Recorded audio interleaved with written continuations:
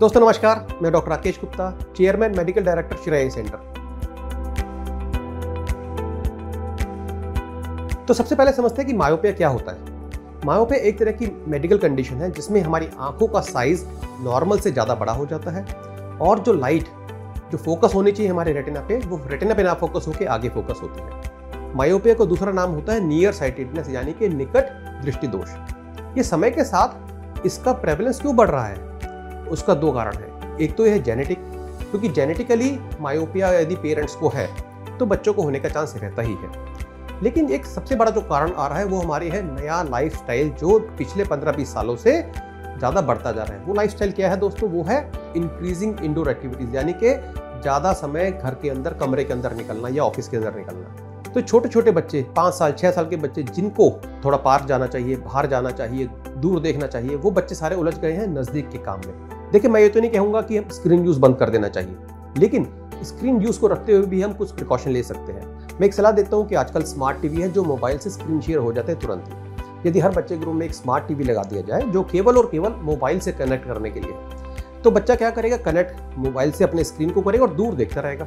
उससे एक बदलाव आ गया कि दूर देखेगा, स्क्रीन बड़ी होगी तो डेफिनेटली मायोपिया बढ़ने के चांस कम होगी। दूसरी बात है कि 2 घंटे के लिए सब बच्चों को एनकरेज करें बाहर जाएं। ठीक है, कोविड के दौरान 3-4 साल ऐसा रहा कि बच्चों को घर में रहने की हैबिट पड़ गई है, उनको दोबारा से आउटडोर एक्टिविटीज़ के लिए एनकरेज करें। और यदि जो जरूरी काम स्क्रीन का करना है तो उसके लिए मैं कुछ आपको सावधानी बताना चाहूँगा। जैसे बच्चों को 20-20 रूल फॉलो करने की हैबिट डालें।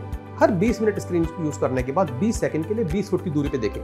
जैसे मैंने बताया, लगातार नज़दीक देखने में जो हमारी एकोमोडेशन वाली मसल्स अकड़ी रहती है, वो बीच में अगर रिलैक्स होती रहेंगी तो अपने आप आंखों को सिग्नल्स वो नहीं मिलेंगे कि वो मायोपिया बढ़ाएं। और इसके अलावा पेरेंट्स को अपना टाइम बच्चों को देना चाहिए। जब अपना टाइम देंगे तो वो बच्चे उसमें अपने स्क्रीन से एंगेजमेंट कम करेंगे। इसके अलावा दोस्तों कुछ मेडिकल ट्रीटमेंट अवेलेबल है जो मायोपिया को कंट्रोल करने में मददगार साबित हो सकते हैं।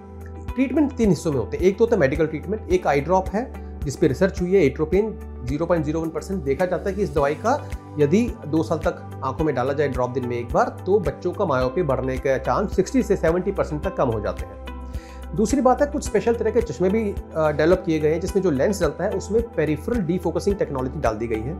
इस टेक्नोलॉजी में भी रिसर्च में देखा गया है कि बच्चों के नंबर को बढ़ने से काफ़ी हद तक रोकथाम मिलती है। तीसरा, कॉन्टैक्ट लेंस भी आते हैं। स्पेशल कॉन्टैक्ट लेंस आते हैं जो ऑर्थोकेरोटोलॉजी जिनको कहा जाता है। ये लेंसेज रात को सोते समय बच्चों की आंख में लगाए जाते हैं और सुबह निकाल दिए जाते हैं। इससे क्या होता है, कॉर्निया की जो शेप है वो टेम्परेरली ऐसी हो जाती है कि चश्मे की जरूरत खत्म हो जाती है। जी हाँ, आपने सही सुना कि दिन में बच्चे को चश्मा पहनना ही नहीं पड़ता है।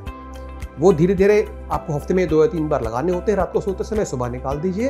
अब बच्चे को दिन में चश्मा लगाना नहीं पड़ता। तो आप ये मत समझिएगा कि चश्मा हट गया है, वो टेम्परेरली उसने कॉर्निया की शेप चेंज कर दी है। लेकिन उन लेंसेज में ही मायोपिया कंट्रोल करने के लिए पेरिफेरल डीफोकसिंग रिंग होती है। उससे क्या होगा कि बच्चे का जो मायोपिया बढ़ने के सिग्नल्स हैं वो वीक हो जाएंगे, तो मायोपिया बढ़ने की स्पीड पे अच्छी रोकथाम मिलती है। देखिए, यहाँ पे ये आपको ध्यान देना होगा कि जो मैं ट्रीटमेंट बता रहा हूँ वो केवल लाइफस्टाइल रिलेटेड फैक्टर्स को ही कंट्रोल करेगा, जेनेटिक फैक्टर को कंट्रोल नहीं करेगा।